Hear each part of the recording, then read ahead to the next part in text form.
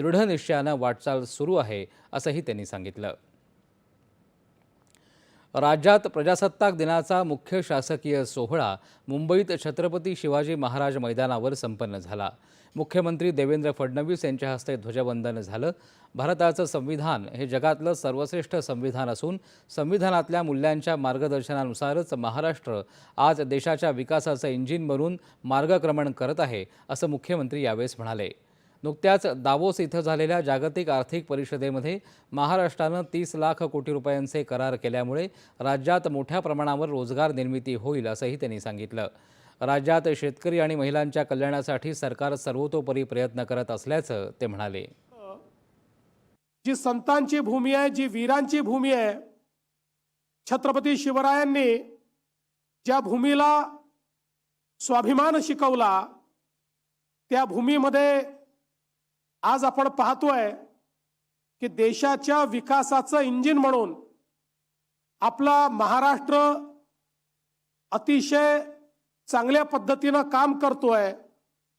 आणि नुकतंच दावोस येथे जी काही वर्ल्ड इकॉनॉमिक फोरम झाला त्या ठिकाणी महाराष्ट्राने 30 लाख कोटी रुपयाची गुंतवणूक त्याचे करार संपन्न केले आणि महाराष्ट्र थांबणार नाही, तो पुढेच जात राहील अशा पद्धतीनं महाराष्ट्राची वाटचाल अधोरेखित केली।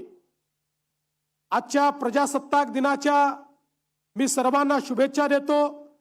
महाराष्ट्र थांबणार नाही, महाराष्ट्र गतिशील राहील आणि भारताच्या संविधानाने ज्या प्रकारची व्यवस्था आम्हाला दिलेली आहे त्यामुळे महाराष्ट्र प्रगतीकडे सातत्याने झेपावत राहील। पोलिसांचं विशेष पथसंचलन आणि त्यानंतर आकर्षक चित्ररथांच्या संचलनाने कार्यक्रमाची सांगता झाली।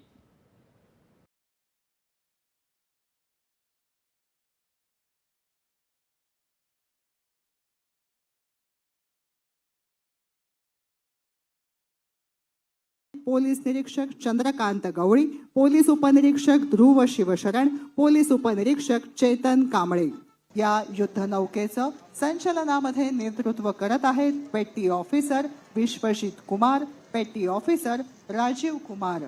मराठी लँग्वेज डिपार्टमेंट ब्रीद आहे मराठीला अभिजात दर्जा, रोजगाराला नवी ऊर्जा।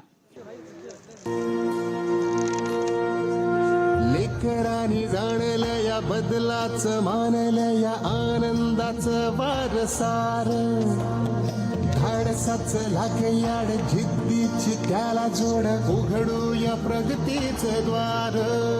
हे गाव कधी संघ एकजूट झालं, ग्राम विकासाचं पर्व हे आलं, मनामनात सांधला बांध, सपने नजरत आलं, गड्या तुझ्या साथीला, तुझ्या मदतीला, तुझंच प्रजासत्ताक